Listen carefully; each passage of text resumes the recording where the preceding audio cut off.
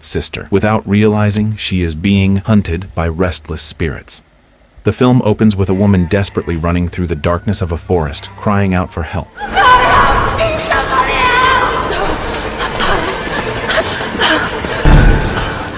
The scene then cuts to a woman named Sarah, who suddenly wakes up from a terrifying nightmare and immediately begins packing her belongings. It turns out that the woman seen running through the forest was Sarah's twin sister, Jess. The night before, Sarah received a phone call from the Japanese police informing her that Jess had been missing for several days. According to eyewitnesses, the last place Jess was seen was entering Aokigahara Forest. They filed a missing persons report. Your sister was last seen in Aokigahara Forest. For those who don't know, Aokigahara is a forest located at the base of Mount Fuji in Japan, infamous for the large number of people who have chosen to end their own lives there. Because of its dark reputation, the forest has long been surrounded by eerie legends, with many believing it is haunted by restless spirits. After hearing the news, Sarah couldn't understand why the police hadn't immediately launched a search, even though they had already received a missing person report from the school where Jess worked.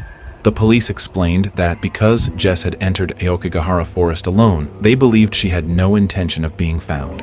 They also told Sarah that if someone isn't found within 48 hours of entering the forest, they usually assume that the person has taken their own life. However, as Jess's twin sister, Sarah has a strong feeling that Jess is still alive and in danger.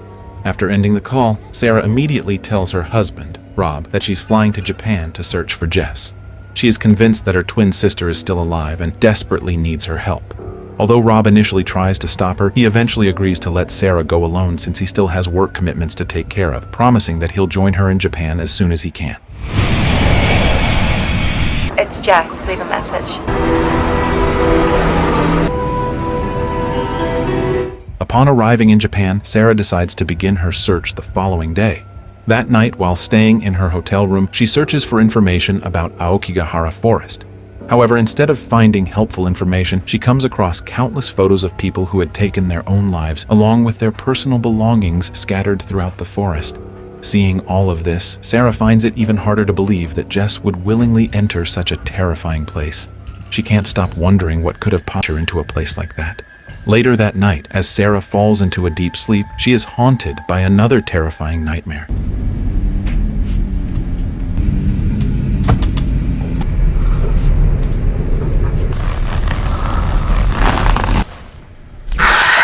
The following day, Sarah visits the school where Jess works as a teacher.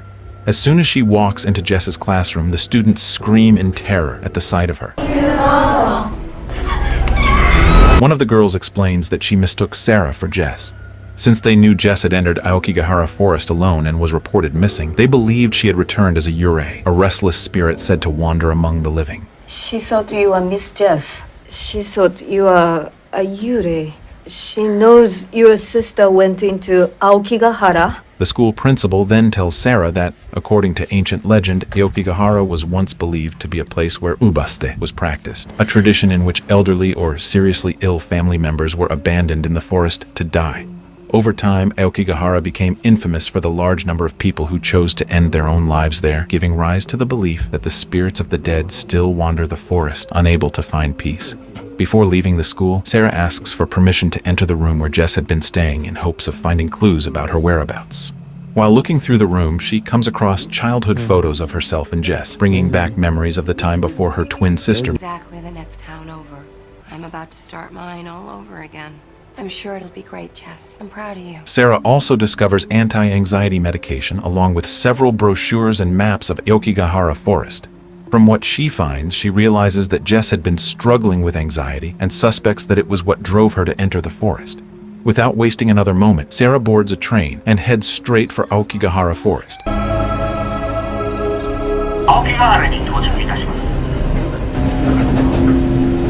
Upon arriving at the station, Sarah heads straight to the visitor center to ask if anyone has seen Jess. A staff member named Mari tells her that they did find Jess, prompting Sarah to follow her down to a room in the basement. Have you seen her? Yes, we find. I take you. She here. At first, Sarah believes Jess has been found alive. However, Mari instead leads her into the morgue. She explains that every body recovered from Aokigahara Forest is kept there so that family members searching for missing loved ones can come and identify them.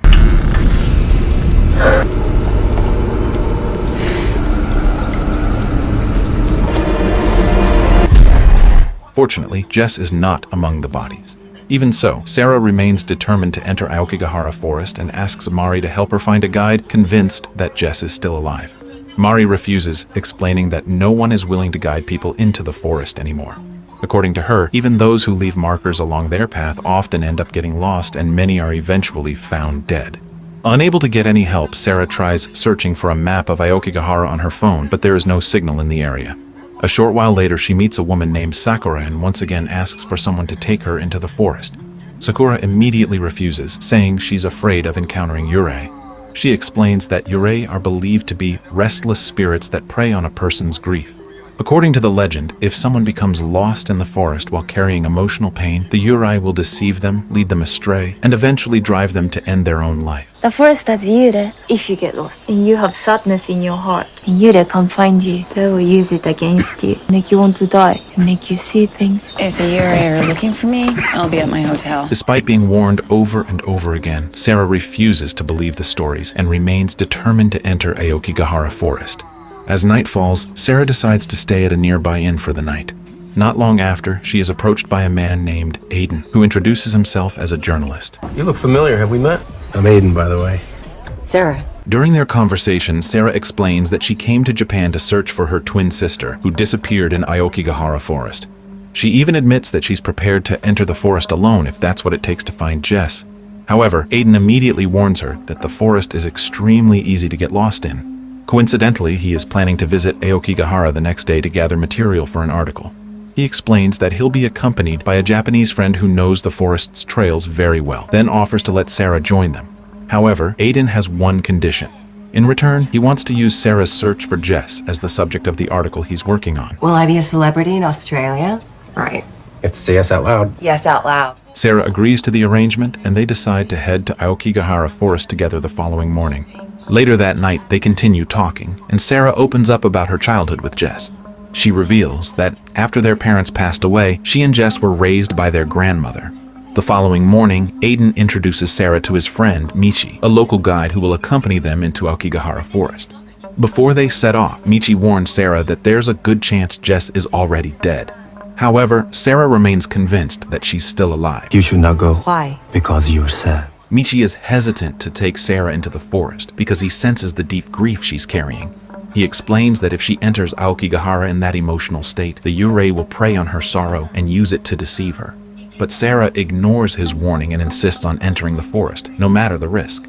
Upon arriving at Aokigahara Forest, the three of them begin following the trail deeper into the restricted area. Jukai means sea of trees.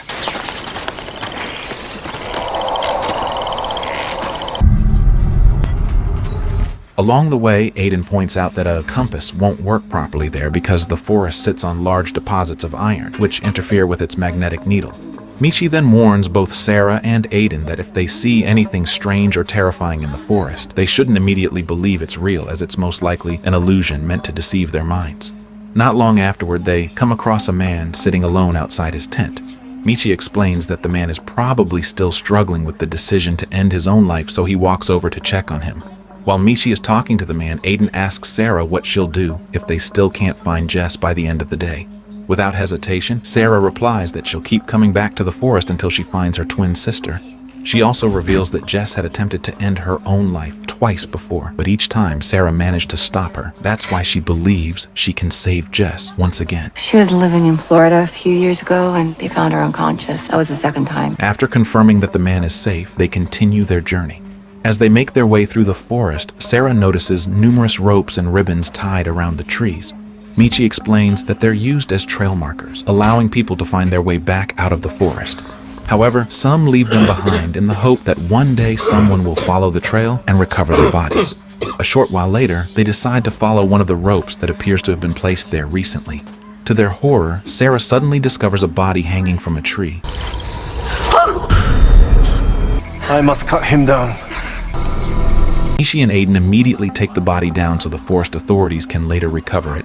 After spending hours searching through Aokigahara Forest, they eventually come across a yellow tent that turns out to belong to Jess. Jess! I knew it. Oh my God, she's close. It's her.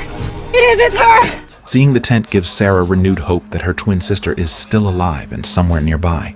However, even after searching the surrounding area, they still can't find any sign of Jess. As night begins to fall, Mishi suggests calling off the search and continuing the next morning. Sarah, however, refuses to leave and insists on waiting at the tent, believing Jess will eventually return. Michi warns her once again that Aokigahara becomes far more dangerous after dark. He also reminds her that people burdened with deep grief, like Sarah, are far more vulnerable to being deceived by the Yurei. Despite all the warnings, Sarah refuses to change her mind and insists on staying until she finds Jess. Not wanting to leave her alone, Aiden decides to stay by her side while Michi heads back out of the forest before nightfall. Before leaving, Michi tells Sarah and Aiden to remain at the tent, promising that he'll return to Aokigahara the following day so they can continue the search together. That night, Sarah and Aiden sit around the campfire, talking about their pasts. Jess must be lost. She's close. I closed my eyes, but she looked. My parents' bodies. She carried that all by herself. As she begins to feel sleepy, Sarah heads into the tent to rest, while Aiden stays outside to keep watch. But in the middle of the night, Sarah is once again haunted by a terrifying nightmare. Aiden, say something. Aiden.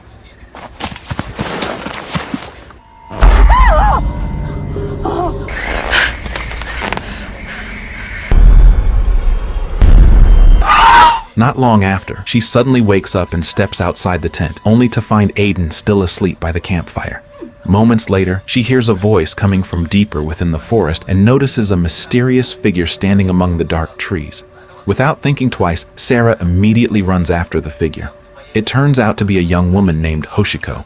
Hoshiko tells Sarah that Jess needs her help and warns her not to trust Aiden. She said, need your help. Miss Jess know him. No, trust him. When Sarah asks why, Hoshiko simply replies that Jess had met him before. Before she can explain any further, Aiden's voice suddenly echoes through the forest, calling Sarah's name. The moment Hoshiko hears him, she turns and runs deeper into the woods. Sarah chases after her but accidentally falls and injures herself. A short while later, Aiden finds Sarah and quickly helps her back to the tent. The following morning, Sarah and Aiden decide to continue their search without waiting for Mishi to return. On their way, Aiden chooses to follow the river, believing it will eventually lead them out of the forest. However, along the way, Sarah is startled by the sight of a dead body drifting downstream. As they continue walking, Sarah suddenly realizes that Aiden is heading in the opposite direction from the path they had been following earlier. Aiden explains that they're following the river downstream, so they're still heading the right way. But when Sarah looks back at the river, she notices that the current is now flowing in the opposite direction from before. We're not climbing the mountain. Water flows down. The unsettling change leaves her confused and wondering whether they're still on the same path at all. While making their way through the forest, Aiden's phone suddenly rings and accidentally starts playing a recording of the conversation they had the night before. Sarah is shocked to realize that Aiden had secretly recorded their entire conversation without asking for her permission. Aiden quickly explains that he only recorded it to use as notes for the article he's writing. However, Sarah is still upset that he recorded such a personal conversation without telling her, causing her to lose trust in him. Hoshiko's warning from the previous night suddenly echoes in her mind. Sarah begins to suspect that Aiden is hiding something and may somehow be connected to Jess's disappearance. Overcome with emotion, she grabs Aiden's phone and deletes every recording. As she scrolls through it, she discovers a photo of Jess, making her even more suspicious. Convinced that Aiden had approached her on purpose and had already met Jess before, Sarah accuses him of lying. Aiden repeatedly denies every accusation, insisting that he has never met Jess. No longer willing to believe him, Sarah throws his phone aside and runs off, alone, into the forest. Give me the damn phone! No! Give me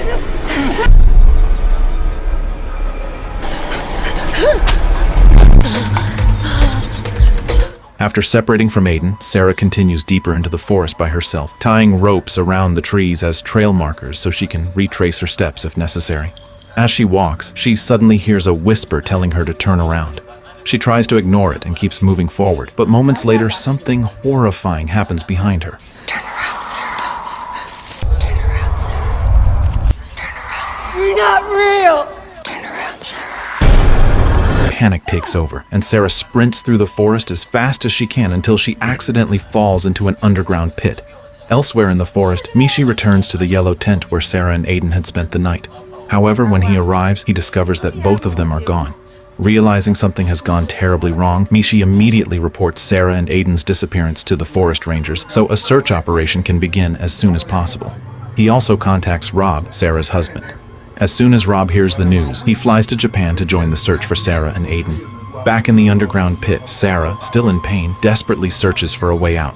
However, as she makes her way through the cave, she unexpectedly comes face to face with Hoshiko once again.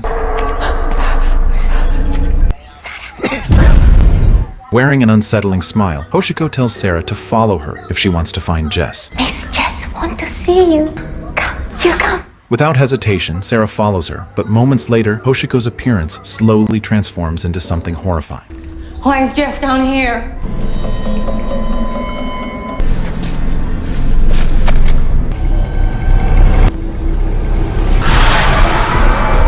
Terrified, Sarah immediately turns and runs as fast as she can, screaming for help. In the middle of her panic, she comes across a small camera lying on the ground. When she turns it on, she finds a series of photos that suddenly bring back memories from her past.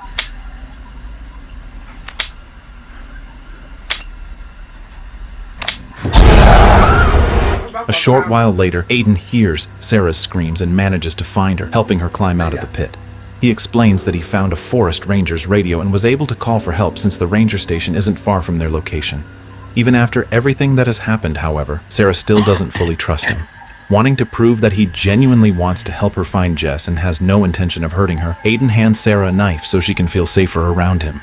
A short while later, Sarah walks to the riverbank to clean the wound on her hand. As she unwraps the bandage, she's horrified to see maggots crawling out of the wound and slowly burrowing into her wrist. Believing the horrifying sight is real, she slowly raises the knife, preparing to cut open her wrist to remove the maggots. Fortunately, just before she can hurt herself, Aiden calls out her name, snapping her out of the hallucination. Then, Aiden takes Sarah to a forest ranger station he had discovered earlier. There's no radio. At least we got a place to sleep. Once they arrive, Aiden begins repairing the radio so they can call for help. However, Sarah's suspicion quickly returns when Aiden suddenly asks to borrow the knife he had previously given her. While Aiden is busy fixing the radio, Sarah explores the building and eventually comes across a locked door. Convinced that it leads to a basement, she becomes certain Jess is trapped inside after hearing her voice calling from the other side. Moments later, a small note is slipped underneath the door. The person Sarah believes to be Jess asks whether Aiden is nearby. After Sarah confirms that he is, another note warns her that Aiden is going to kill both of them and urges her to take the key to the room. Without a second thought, Sarah believes every word.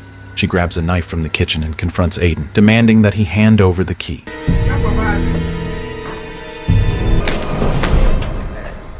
Sarah? I'll kill you if you don't let my sister out of that basement. Just let me get the key. Where is it? Aiden calmly explains that the key is inside his shoe and says he'll get it for her. However, as he reaches for the knife in Sarah's hand, the two struggle over it, and Aiden is accidentally stabbed, dying instantly.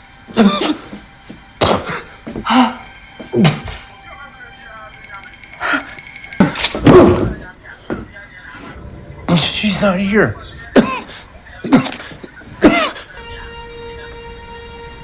A few moments later, the door that had been locked suddenly swings open on its own. Sarah immediately steps inside and is horrified to find the bodies of her parents. It is finally revealed that they didn't die in a car accident as she had always believed. In reality, their father murdered their mother before taking his own life with a gun. Jess witnessed the entire tragedy after going downstairs first, while their grandmother covered Sarah's eyes before she could see what had happened. As a result, only Jess knew the horrifying truth about their parents' deaths. The trauma from that horrific night left Jess struggling with severe anxiety, while Sarah unknowingly buried the memory deep within her subconscious. Suddenly, their father's corpse comes back to life and attacks Sarah, grabbing hold of her arm. Believing she has no other choice, Sarah severs her father's hand before escaping the building. Outside, she finds herself surrounded by countless yurei. As she desperately runs, she hears Jess calling her name and immediately races toward the voice. However, Hoshiko suddenly appears and stops her, revealing the horrifying truth. While Sarah believed she had been cutting off her father's hand, she had actually been slashing her own wrist, trapped inside a hallucination created by the yurei. Hoshiko explains that Sarah had already died inside the old house after bleeding to death. Moments later, the restless spirits that haunt Aokigahara Forest drag Sarah away until her body is swallowed by the earth. In the end, Sarah becomes the next victim of the yurei after ignoring every warning about entering Aokigahara Forest while carrying overwhelming grief. From the moment she entered the forest, Sarah repeatedly witnessed strange and terrifying events. However, because she refused to believe in the existence of the Yurei, she dismissed every warning sign until she eventually became trapped in a series of hallucinations that ultimately led to her death. Meanwhile, Aiden, who had genuinely intended to help Sarah from the very beginning, tragically became another victim of the hallucinations that had completely taken hold of her mind. It's also strongly implied that Hoshiko was one of the Yurei all along, deliberately manipulating Sarah, exploiting her grief, and driving a wedge between her and Aiden, ultimately leading them both to their deaths. Meanwhile, Rob, Michi, and the forest rangers continue searching for Sarah and Aiden when they're suddenly startled by a woman running out of Aokigahara Forest in a state of panic. To everyone's surprise, the woman turns out to be Jess. Rob immediately rushes over and asks if she had seen Sarah anywhere inside the forest. However, Jess looks confused and explains that during the 4 days she was trapped in Aokigahara, she never encountered anyone. The forest rangers then escort Jess to a vehicle for evacuation, but she refuses to leave after learning that Sarah had traveled all the way to Japan to search for her and had now gone missing instead. As Jess stares back into Aokigahara Forest, she suddenly falls silent, her expression turning completely blank. It's likely that at that very moment, she realizes the bond she shared with her twin sister has been severed following Sarah's death. Although Jess had spent more time inside the forest, she managed to stay calm and resisted the Yurei's influence. Sarah, on the other hand, entered the forest carrying overwhelming grief and anxiety, making her far more vulnerable to the